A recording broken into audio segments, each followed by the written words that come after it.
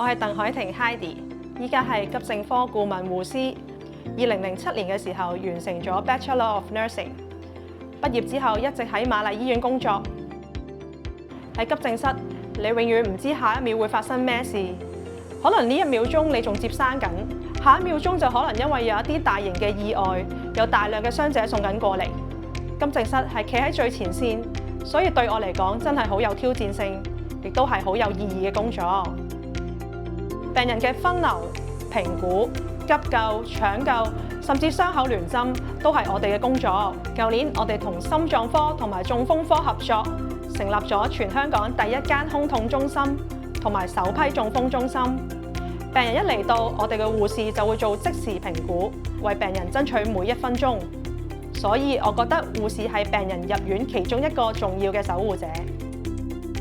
畢業工作咗幾年，當我完成晒專科嘅考試之後，我發覺自己想做得更加好，唔單止係臨床嘅技術，而且想更加了解護理嘅理論。讀完之後，無論喺病人、唔同專科、護理系統嘅角度，都擴闊同埋加深咗好多。